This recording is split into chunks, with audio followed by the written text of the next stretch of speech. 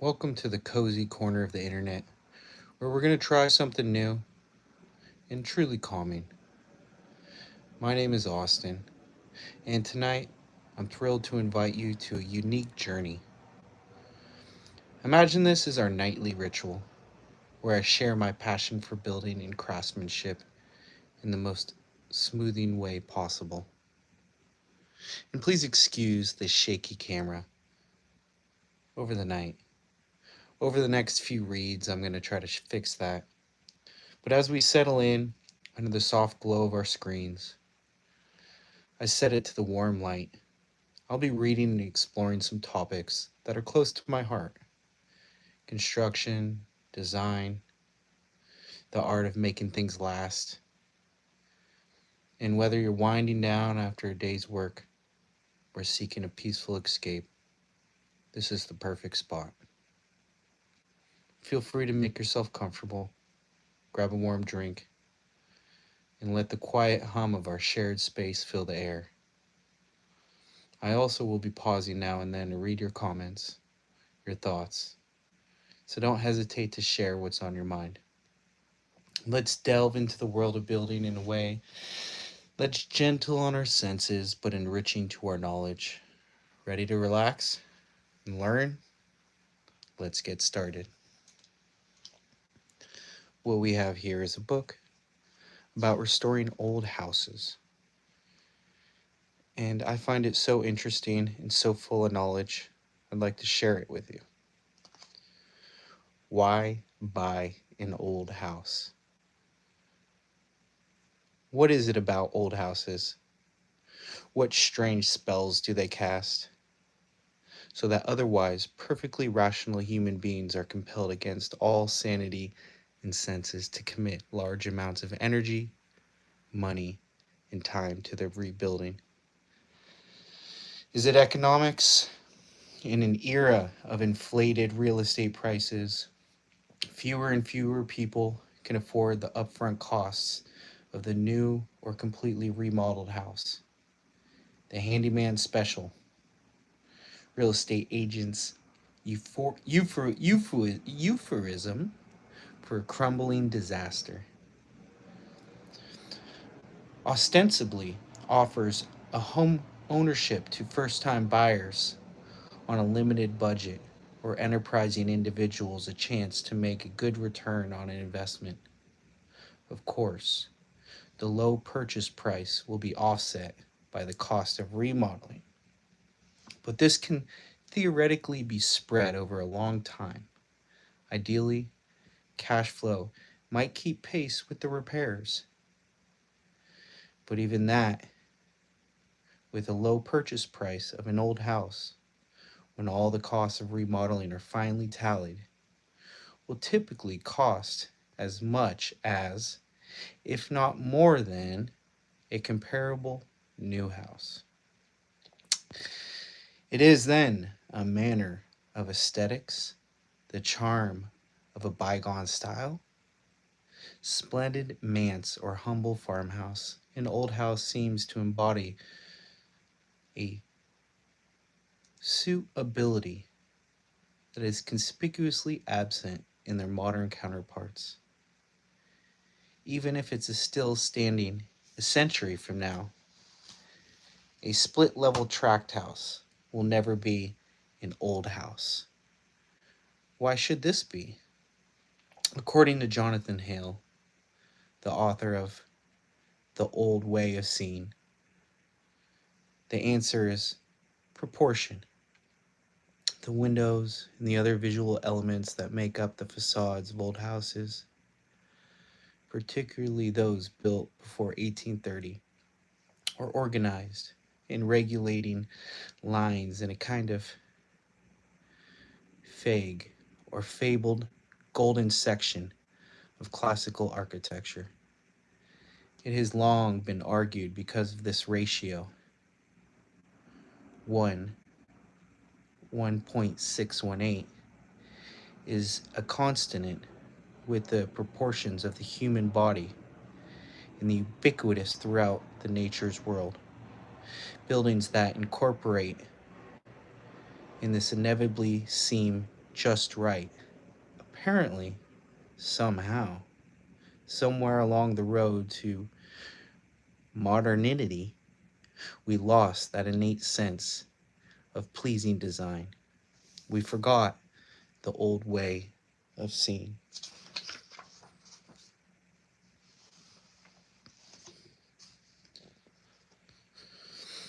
However, it is the contrast between a hand built old house and the developer assembled product of today that is obvious.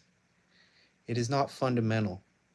The success of present day custom builders prove that pride in workmanship is still economically viable. You can build yourself an old house from scratch with the golden section as this template. You can make traditional down to the last details of woodwork and hardware without the shortcomings of comfort, convenience, and utility that plague their prototypes. Design is part of it, and there's more to the mystery than pleasing proportion. People who work and live in old houses use fuzzy words like feel, aura, and essence to justify their obsession. These are their aesthetic categories that attempt to describe the perception of beauty, the way that so many old houses almost seem to live a life of their own, breathing in slow, subtle rhythms of shifting lines and weathering wood, as do all living things. A house achieves a delicate equilibrium, a precariously maintained and constantly changing relationship of time, the seasons, and its people. It responds to the care or neglect given it, growing, changing, adding windows and doors, sprouting porches and sheds as the years progress. And when its people depart, the house begins to die. The process occurs with grace, beauty, and terrible simplicity. The tilt and sag of the walls, weathered shades of clapboard and peeling paint, the tired angles of the roof all give mute expression to the ebb and flow of the lives once harbored within, an act of resurrection.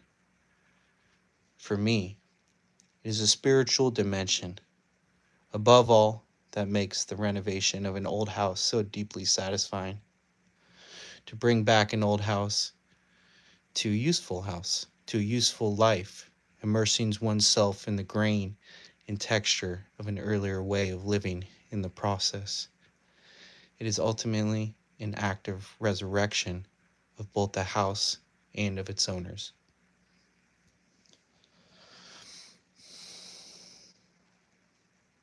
Although the old house restorer may be undertake profoundly spiritual journey, the path is full of physical details.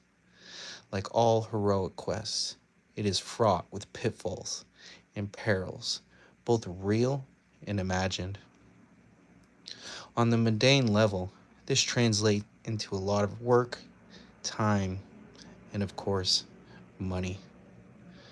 Because the purchase price is obviously a function of the neighborhood and the condition of the house, determining how much work the house needs and how to go about doing it and make up the crux of the matter. No matter how astutely you may have examined the structure for defects, you are likely guaranteed to have missed one.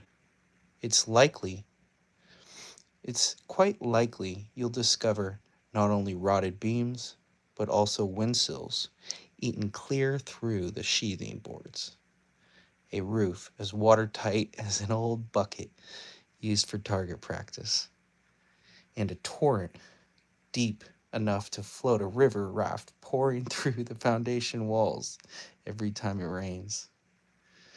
You will soon find that as bad as you thought the place might be, the reality is much worse. The original estimate of time and money needed to restore the house to barely livable will increase by a factor of 3. This will disappear into largely invisible, therefore ungratifying structural repairs. And winter will be coming early this year.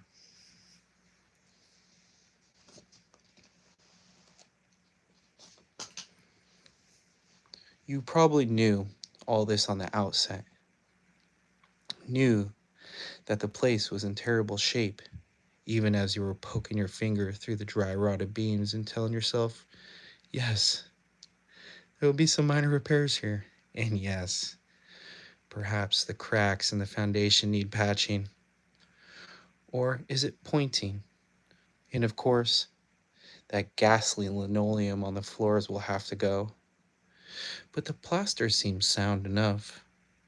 Just a patch of spackle ought to fix it up just fine. So potent, the spell of an old place, that you might simply ignore your reservations and common sense. Even the real estate agent is thanking the stars for the city slickers. And so you sign a mortgage, but also body and soul, spouse and children, over to an idea that will soon become joy and a burden, a black hole that devours every molecule of your time, money, and spirit. Yet even when you discover the only thing keeping the place from blowing away is the weight of the mouse droppings in the attic, you wouldn't have it any other way. If this is the case, you might be one of those old house people, a peculiar kind of maniac who is one part ability, part inventiveness, 2 parts determination, and 3 parts romanticism, and 6 parts damn foolishness. Conscious renovation, philosophies defined. There are basically 3 approaches to working with old houses: preservation, renovation, and remodeling, or, as some would have it, remodeling.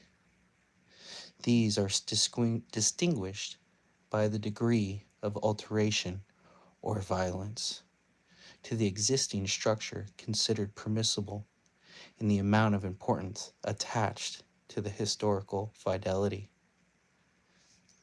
The umbrella of preservation, encompassing both restoration and conservation, covers the most conservative, some might argue sensitive, end of the spectrum.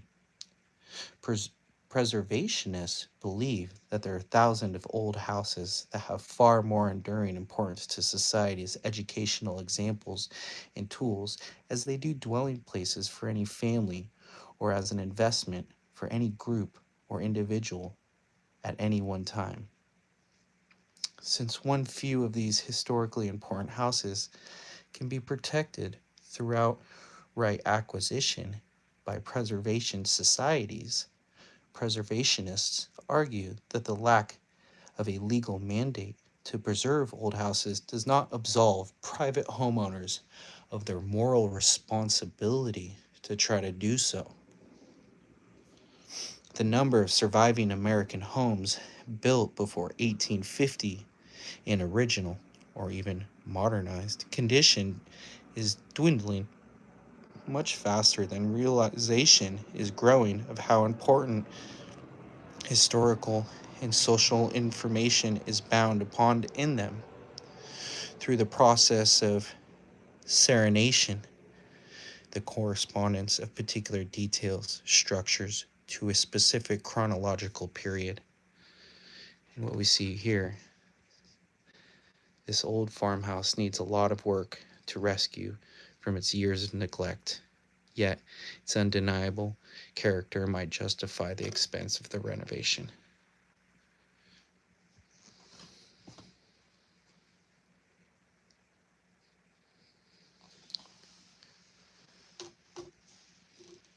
This one says, like wood smoke from the cooking fire that has been absorbed into the plaster, the room and the walls of the old houses, suffused with the spirits of former inhabitants. All houses are full of ghosts.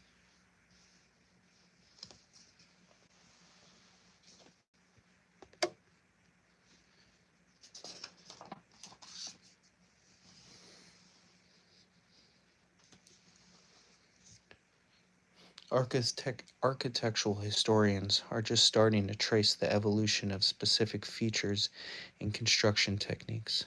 To do this effectively requires a large stock of original unaltered houses. In this light, even seemingly minor details of fairly ordinary houses could be historically significant. Thus, the owners of an architecturally important house make an irreversible change to suit their personal needs and tastes. They will destroy the opportunity for anyone else to learn from that house. They could even permanently erase information considered important by future scholars. Personally, I think the concept of an old house is too slippery to assign a cutoff date of 1850. The shingle style houses built in the 1930s in Berkeley, California are now quote unquote old and architecturally significant. The day will doubtless come when preservationists decry the desecration of historical important examples of Southern California tract houses. According to the most important test of any proposed change to any historic house is its reversibility. If the change cannot be undone later, it should be avoided.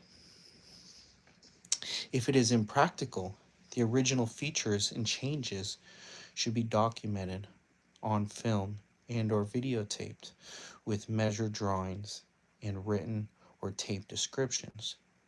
Documentary overkill is invaluable aid for future researchers. And I will agree with that, even on a job. How many times have I referenced back a picture I've taken of a job after I covered up the wall because there was something I needed to reflect back on? Ultimately, preservationists hold that if a prospective buyer finds a particular old house absolutely charming in its ambiance, but feels that it needs drastic changes in the floor plan, window size, or interior finishes to make it livable, he or she has an obligation to history and society not to buy it. They argue that it is immoral to impose irreversibly one's personal tastes and needs on the fading fabric of history. Such people should seek a house more suited to their sensibilities or build a new home instead. Within the preservationist camp, there are some nuances of methodology that are confusing enough to merit further discussion. Although it can be argued that in a strict technical sense, preservation can be distinguished from conservation. The difference is so subtle that the terms can be used almost interchangeably. At most, it's a distinction or fine degree, just as conserves a jamming made from whole fruit and preserves are a jam made from mashed fruit. A conservationist is perhaps more inconsistent on leaving existing structures intact than a preservationist, whose primary interest is in its historical continuity. Whereas a preservationist might paint over existing trim work with modern latex paint, nevertheless preserving the underlying paint strata, a conservationist would be more likely opposed to using any but the traditional calcimine or whitewash formulas. Restoration. Restoration is in no way synonymous with either preservation or conservation. It refers instead to the historical investigation and precise technical process by which a structure is stripped of all latter additions and returned to its original condition. Thus, restoring an early 18th century village home would require the removal of the 19th century porch, no matter how well the addition harmonized with the courthouse. Likewise, the trim work the restorationist would carefully remove each layer of paint down to the earliest and repair the replace of any damaged surfaces with materials methods that duplicated the originals. This most conservative and demanding branch of preservation is usually reserved for historically significant museum quality examples of particular architectural style and has little relevance for average homeowner. And a perfect example of that here in San Diego, while we pause here, in 1916 there was a World Fair near South Park, near Balboa, and it put San Diego on the map. And they built 116 homes that were all styled Swiss Chalet, Craftsman, and Spanish Mission. And a lot of the World Fair was Spanish Mission style. And of those houses, some of them qualify for the Mills Act, which basically you pay very little property tax. But to qualify for that to exclusion from the property tax, you have to maintain your property in a historical conservationist slash preservationist way. And if you use drywall on the walls and not plaster, you will not qualify. So some people have even spent 30 grand per room to rip out all the drywall, put the redwood lath, and replaster it. So perfect example here in San Diego of a preservationist, a conservationist as opposed to a preservationist, right? Because you can still preserve the building underneath the paint, right? Preservationist might paint over the existing trim work with modern latex paint, right? But the conservationist would be more likely to oppose the use of any but traditional, basically, paint. If you are contemplating the purchase of a truly important old house, a specimen of a rare and perhaps endangered species, you have a responsibility at least to preserve. If you cannot afford to restore or conserve it for future generations, to this end, consult a professional. All right, now let's review our pictures and we can move on. So for this bottom one, with some minor reconstructive work on the porch and routine maintenance, this otherwise well-preserved Victorian summer house could be restored to its original condition. Beautiful. Renovate or restore. Restoring this historic log cabin would require removing the existing roof and replacing it with hewn or pole rafters and wood shingles laying over an open lathing, which would have been used on the original. Likewise, the restorer would try to duplicate the recipe for the original chinking. The renovator would leave the roof intact and probably stuff fiberglass insulation between the logs before chinking them with a durable acrylic stucco, which would be blasphemy.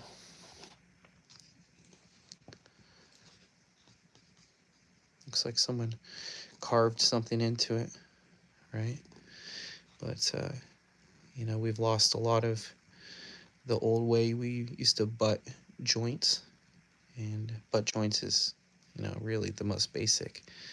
But before, They would notch it out and put a dowel through it. Anyways, an architectural record worthy of preservation, Roman numerals, consisting only of straight lines, were designed to be easily cut with a chisel, so framers often used them to label mating pieces before assembly, such as this rafter collar beam joint.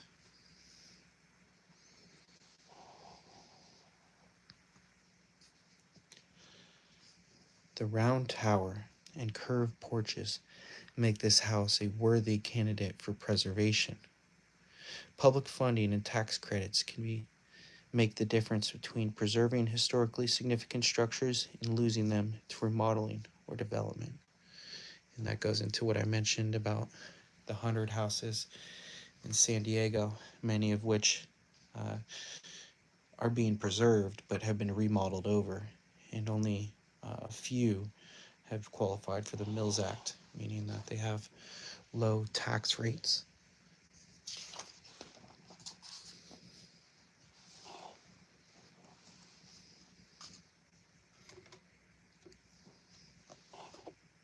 Moving on. Architectural historian before making any but the most superficial changes, and, at the very least, educate yourself about the concerns, issues unique to preservation by doing some research and reading. You can contact your state's historical preservation office on how to proceed or refer to technical preservation bulletins issued by the National Park Service, which can be obtained from their regional offices. If you aren't comfortable with the obligations of this trusteeship, be reasonable and don't buy the house. There is a shortage of quaint, charming, antebellum farmhouses and Victorian townhouses perfectly ripe for renovation without destroying an irreplaceable heirloom. Because renovation presupposes that one is free to adapt the old to the new, to preserve or to uncover the spirit while changing the form to suit personal needs. The mere mention of the word is enough to raise the hackles of preservationists. Living in a restored house is a little like collecting antiques or old bottles, which, whatever their merits, can be carried to the extremes. It is a question of personality, I suppose, to whether one wishes to live in a museum. The restored house ignores those elements of antique design that may be impractical or unsuitable to the modern living. For example, even though an earthen cellar floor may be historically important, is a prime cause of excessive household humidity and structural rot. Likewise, few people would be willing to sacrifice the comfort and convenience of central heating, adequate insulation, or modern electrical systems for historical authenticity.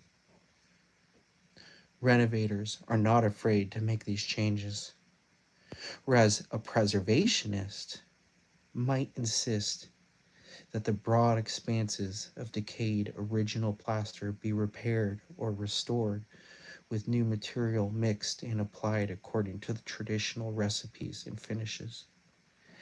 A renovator would be more likely to remove the plaster entirely, replacing it with modern materials that would more or less duplicate the original texture.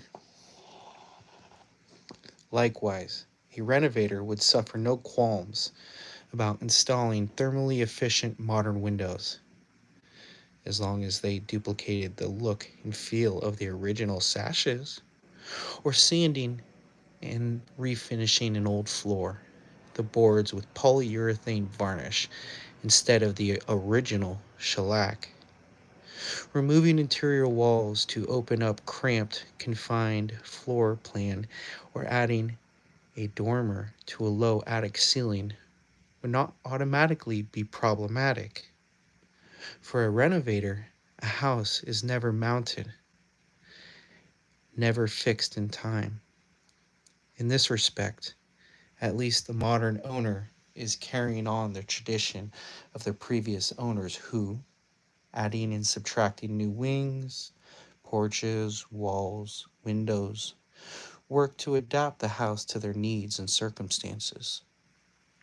But as you contemplate these revisions, you must never forget that even though an unexceptional house, unexceptional old house may not contain historically important features, it usually does contain some exceptionally fine, beautiful antique fittings and fixtures whose loss through rampant and indiscriminate renovation would be both regrettable and unnecessary.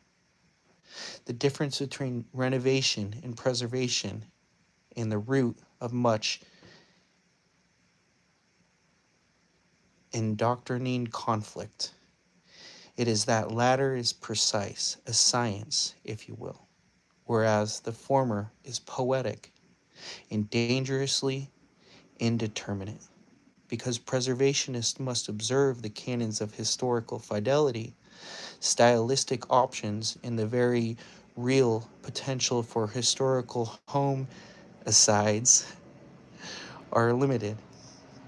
But the problem with renovation is that one thing to admonish a homeowner not to do violence to the spirit of an old house in the rush to change it, and another to define exactly what it means and how to accomplish it. How does one divine the spirit of a place before disturbing its bones?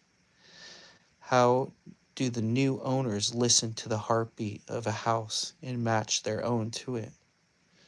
The very vagueness of the word renovators to describe their approach is infuriating. They are meaningless to anyone who isn't already receptive to such a way of thinking, to those who don't already speak the language. The most instructive examples of sensitive renovations are necessarily negative. Somehow, examples of what shouldn't do seem better able to suggest what one should do. An old house journal features monthly photos of remodeling that are especially egregious examples of intensive and clumsy architectural faux pas. Additions and subtractions are perhaps the most common offenses. Vinyl sidings does not mate well the federal brick style. Porches, not decks, belong on the front of farmhouses. If you must have a deck, put it on the back of the house where it can't be seen from the road. Although solariums and greenhouses were common feature of elegant Victorian mansions, adding a contemporary sunroom to the old house without having it appearing tacked on is not easy. Matching the trim is a key element of success for any addition. Even without the full-blown ginger fret of a high Victorian, or let's go ahead and review these pictures before we move on.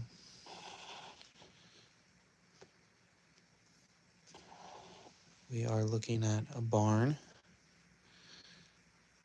generic 19th century farmhouse, seldom have historically significant features and are excellent candidates for renovation. The foundation of this house has already been replaced and new steel roofing has been installed.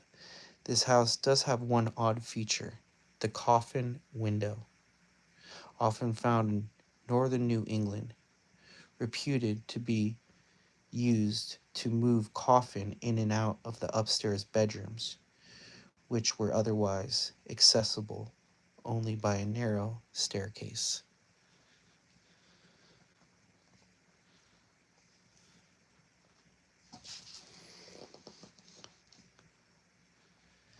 This quirky but charming Victorian cottage would benefit from a removal of the architecturally inappropriate porch stoop.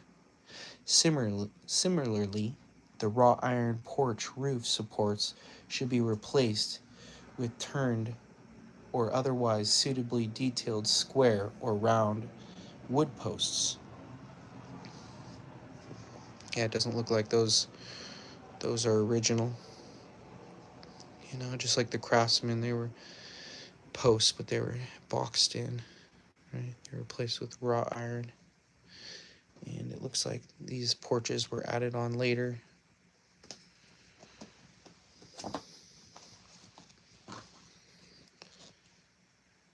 You're lucky if you've seen those things before.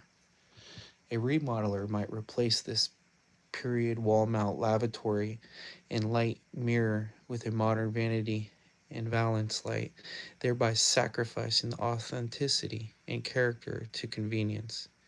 An old house with an intact original plumbing and lighting fixtures is a bonus. Reproductions can be costly. Yeah, I mean, just one of those brass fittings is $40. So you got 40, 60, and then those pop-up thresholds in brass can be up to 60 alone, so just 120. And then you have your angle stops, which should be replaced as well, and those can be up to 250 to shut off the water. You know, can't even find these things anymore. Technically, if you're within 3 feet of water, you need to have that GFCI, so it's not up to code, but you know, it's an old house.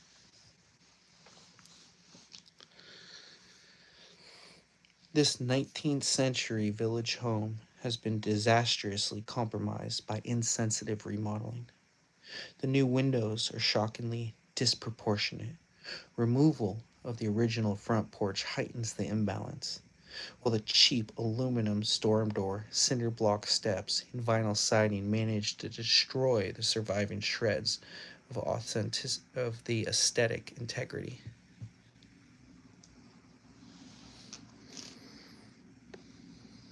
All right, moving on.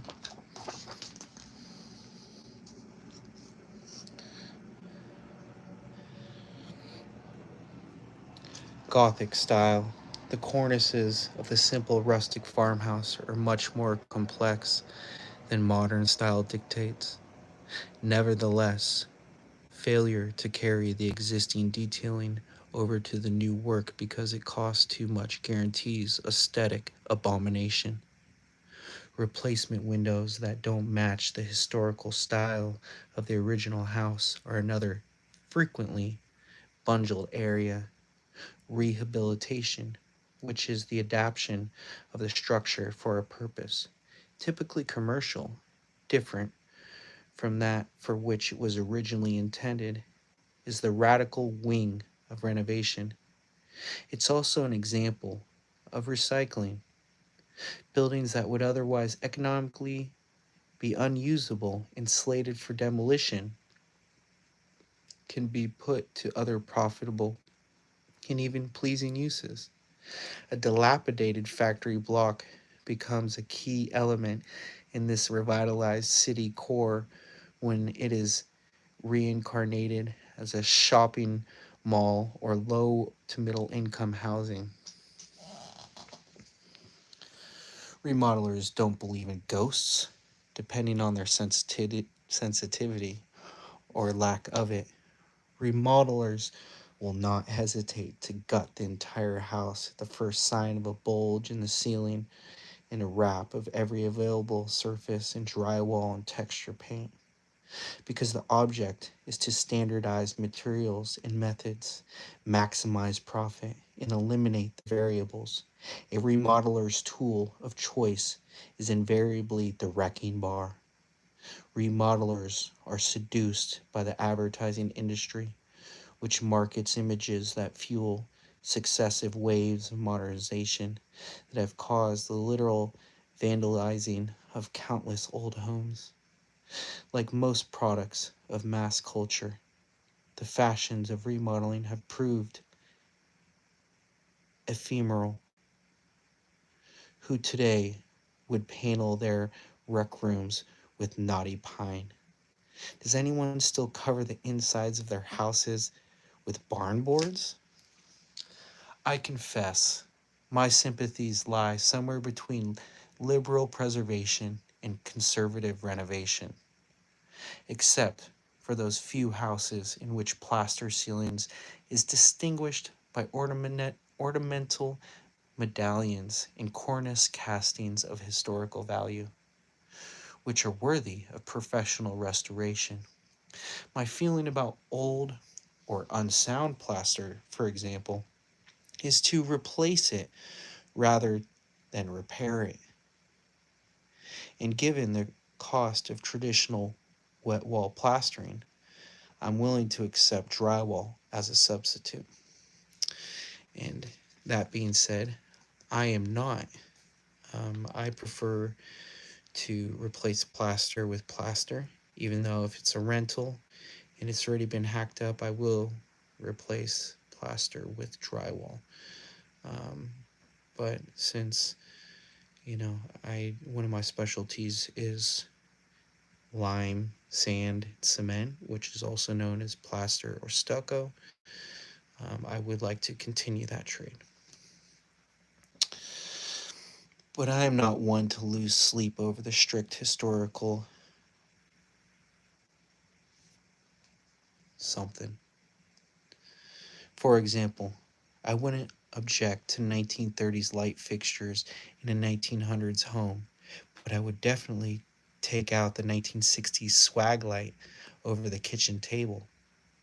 All kinds of anachronistic juxtapositions occur naturally in the life of an old house and within reason are a good part of their charm. Although I agree with the need for preserving truly historical houses, both out of simple respect for the past and objects of study, how many of them are needed in this open question? There are many places, such as colonial Williamsburg, that provide living examples of the evolution of public domestic buildings. Every town has a historical society that encourages the recognition and the preservation of old houses. Special zoning designations and tax incentives that can also prevent the depletion of traditional styles. At least the exterior facades and all the preservation and rehabilitation trends should be nourished, if only for the sake of raising general historical awareness. But people need places to live, and they always have, and they always will. People will change their houses as they live in them. Outside of costume party or stage play, we don't wear whalebone corsets or waistcoats anymore. Likewise, I don't think we should be forced to fit into houses that are no longer suit the modes of a less formal age. Like it or not, it is not possible to legislate good taste or mandate that only appropriately sensitive individuals be entrusted with the ownership of historical homes. A pluralistic and highly commercialized society shares no consensus on what a house should look like, or, even more important, on the value of the past desirability of preserving its vessels. There is some consolation in the fact that at least older houses are being recycled rather than left to fall down uninhabited and pristine examples of historical architecture.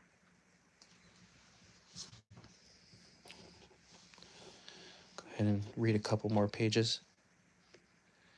We'll review our pictures.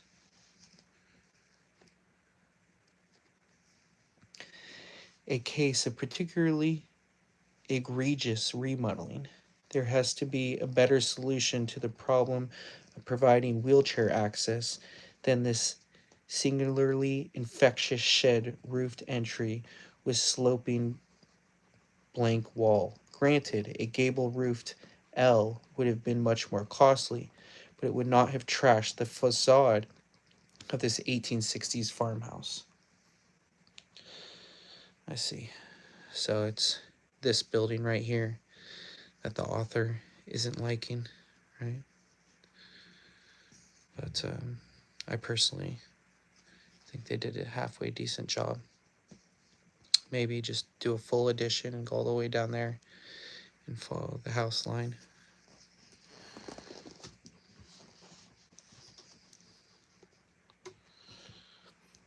Camps are the second homes of the working class, typically built with the cheapest materials and the shoddiest methods.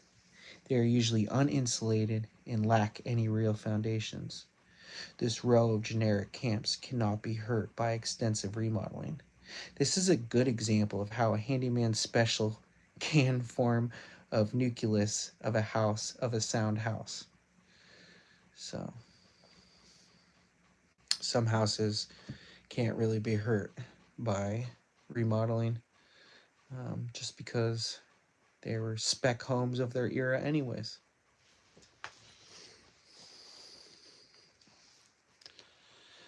Better that this unusual Greek revival had fallen into the hands of a remodeler than succumbed to neglect. So, author's purpose is, hey, if it's just going to fall apart and die, not do anything, you know, you could, it's okay for the blasphemy to occur. It's better than it dying.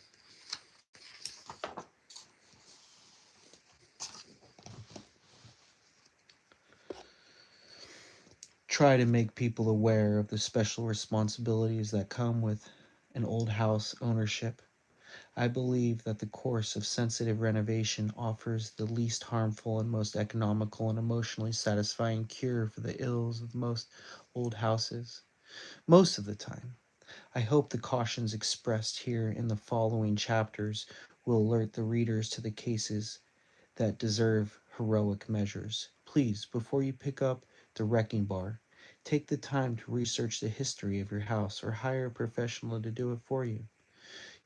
You'll want your ghost to join comfortably with the community that stays behind after you pass through.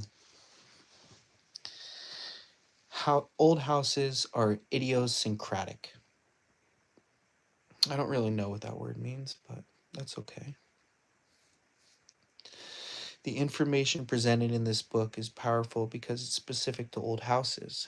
There are guidebooks on every aspect of the building trade, but there is very little actual crossover between the methodology and the mindset of new construction, that is, of renovation. Most standard instruction is predicated on the ideal situations where wood is uniform in thickness, the walls are square, doors are plumb, and foundations are firm. This may not seem all that important until you try to fit a rectangular sheet of plywood in the trapezoidal corner. In New York, the craftsperson proceed in logical and rectilinear order. The actual work is relatively simple and even resembles the clear line drawings in textbooks. The order of an old house is not that coherent. Not only must you deal with someone else's mistakes, but you'll confront large imponderables and unsolvable dilemmas as well. Trust me, I deal with that with rentals all the time. Houses a century or more old typically feature heavier timber post and beam frames that is of an individual and arbitrary as it is builders.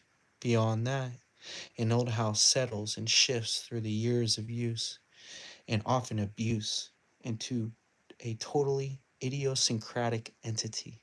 Walls lean, floors sag, major beams are rotted or missing. Any existing mechanical systems or insulation are at best inadequate.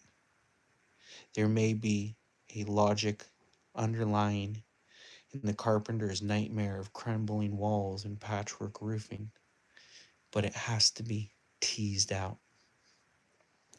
What you'll need. Fortunately, you don't have to be a structural detective or an accomplished carpenter to rebuild your house. With a little help from an occasional professional and a lot of reading, you can learn as you go. matching your skills to do the job, stretching your abilities to the task. I do presuppose a familiarity with tools and a working knowledge of basic carpentry. I also presuppose that you have the determination to tackle some difficult and tedious jobs for the simple satisfaction of their completion. Renovation demands an inordinate amount of perseverance for what may seem to be nebulous rewards. It's a good thing that we seldom realize how difficult the job can be. Otherwise, we might prudently turn aside and thereby miss the opportunity to test out our mettle. For those reasons, I'll also attempt to chart the psychic waters of renovation process.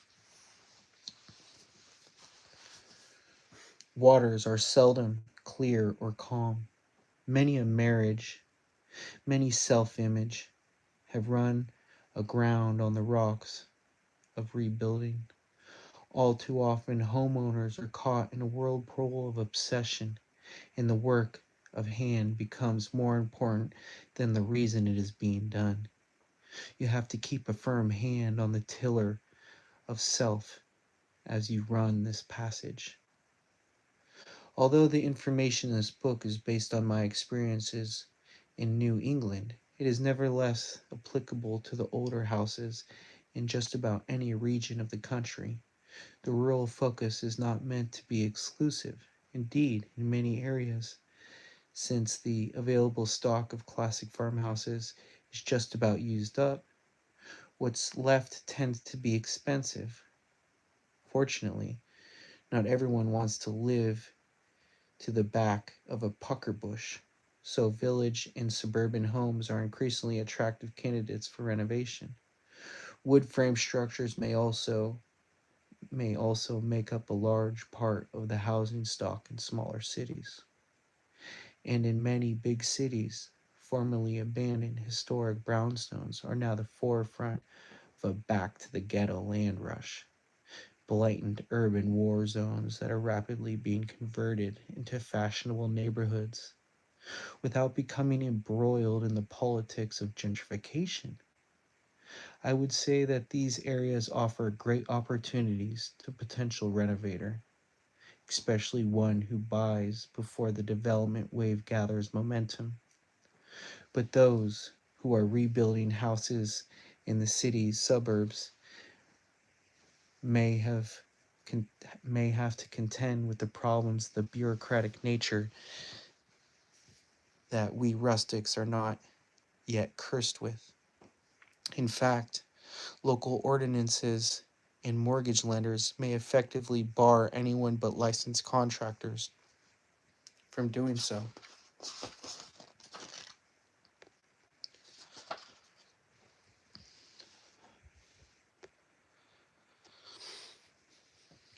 Renovation is often a matter of dealing with the consequences of neglect. There are certainly plenty of them showing on the outside of this old farmhouse. I'd say so.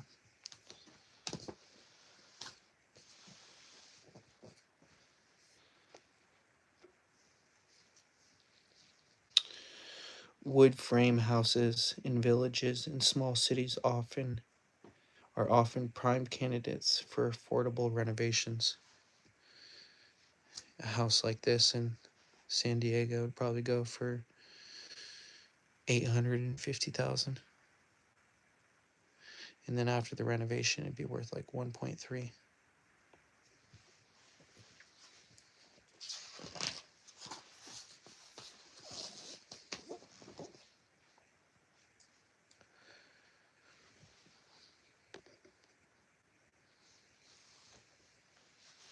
In such cases, the information in this book will at least allow you to evaluate a prospective purchase, outline the scope of work, and help you communicate with your contractor.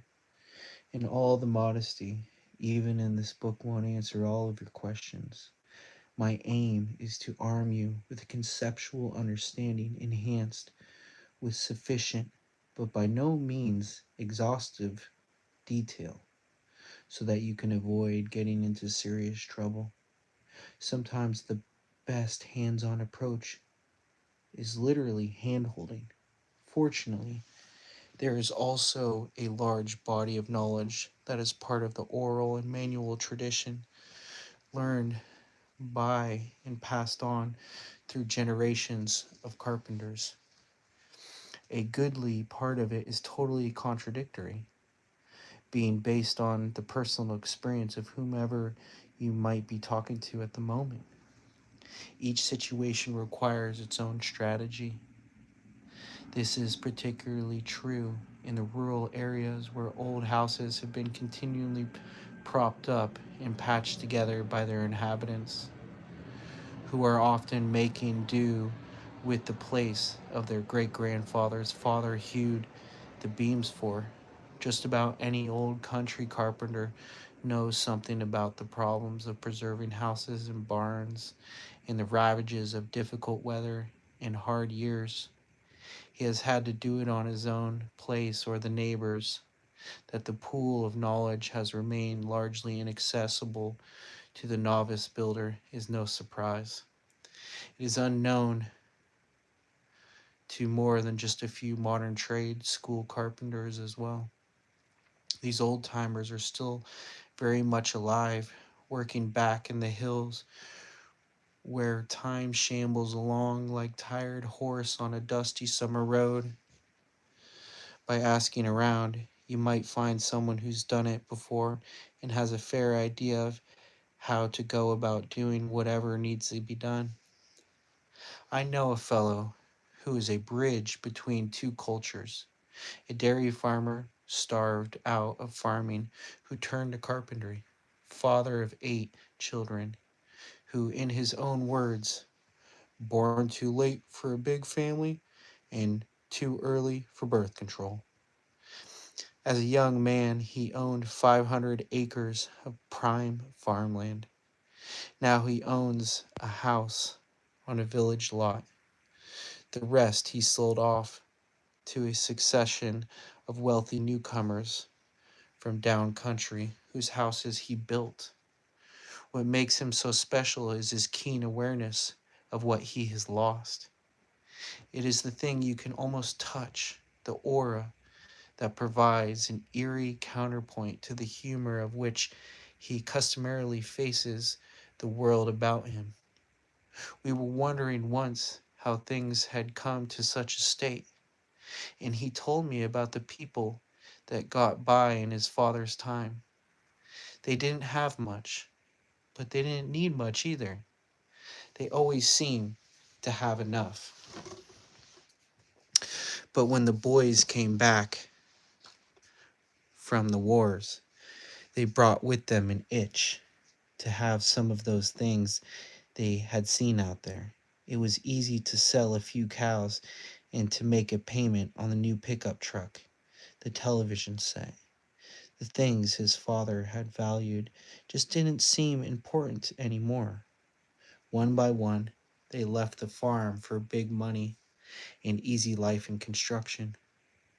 Once they got a taste of it, by God, they were bound and determined to spend it. And they couldn't see what they couldn't see was that they were spending their heritage, their spiritual capital as well. Once started, things seemed to run in one direction only. More and more, the old ways were tossed aside and simply forgotten, like rubbish heap at the edge of the sugar woods. Old houses are a bit like my old friend, tossed aside and forgotten. They're a bridge between the ways of what seem to us as slower, more harmonious time and our own shallow frenzy. In some ways, I hope this book is a bridge between these cultures. The renovation of old houses is more than just an investment, more than a handyman's challenge or a shortcut to home ownership. It is a spiritual undertaking as well. In closing, I offer a thought from John F. Kelly's classic treatise, early domestic architecture of Connecticut as one answer to the question that has opened this book, which is, consciously or unconsciously, man looks with satisfaction upon which is substantially and enduringly built. It is primarily, or at least largely, this sense of sheer structural value that makes us admire the pyramids, the temples of Greece, the mighty cathedrals of the 13th century. The same instinct infallibly communicates to every observer, even the most casual, the bluff and rugged strength of our old houses. And he who knows these ancient dwellings more intimately, perhaps through having been fortunate enough to live in one of them, is keenly and sensitively responsive to the security, the abundance of strength which they embody.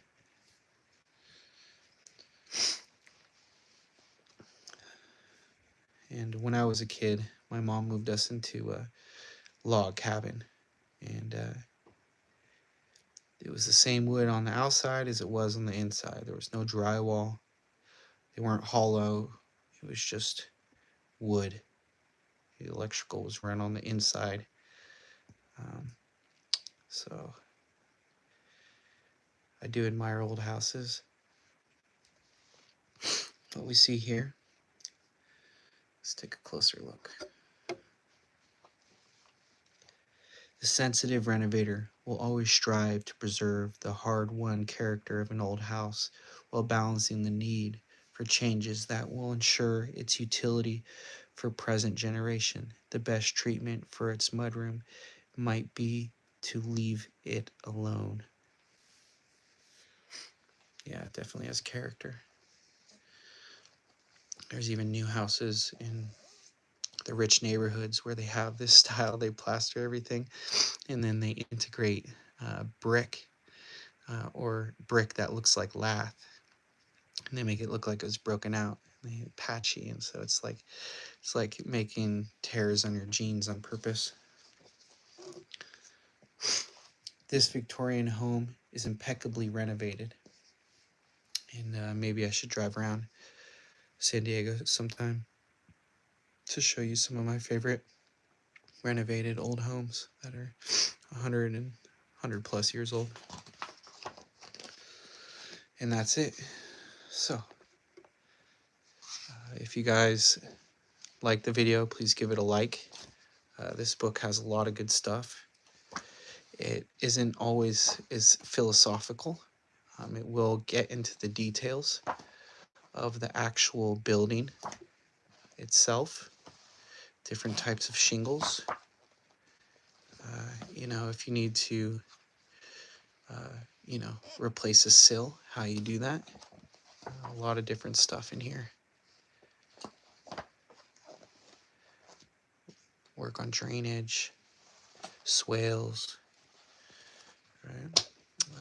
And one of my favorite parts here, which it might take us a while to get to,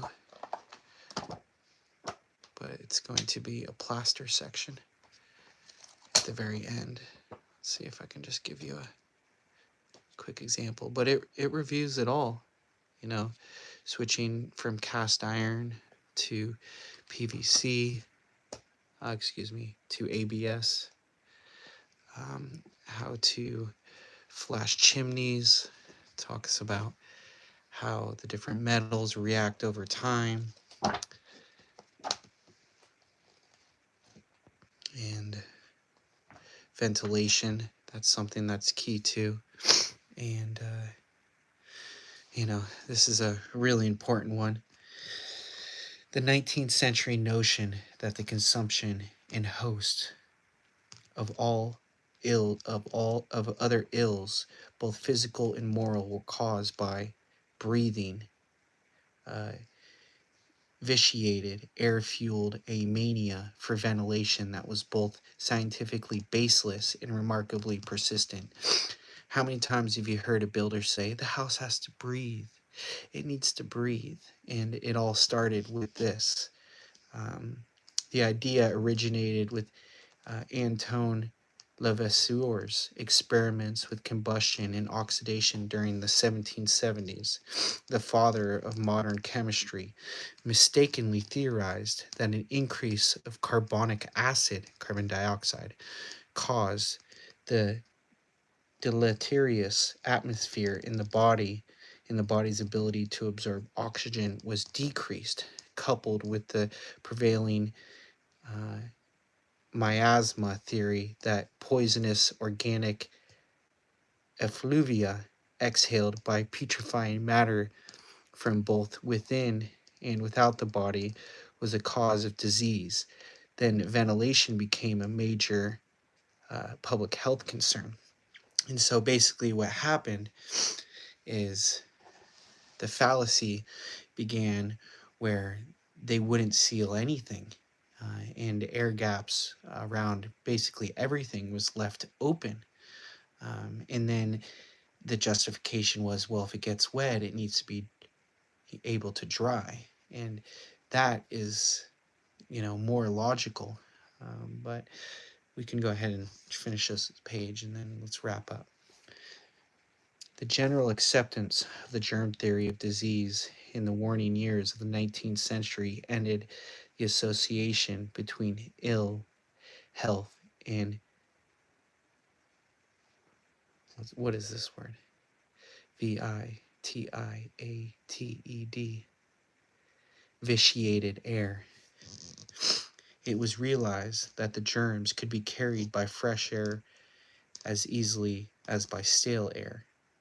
And at the same time, scientists proved that the excess carbonic acid had nothing to do with the discomfort or healthfulness of a crowded or close rooms, and that the comfort was correlated to the levels of temperature and humidity.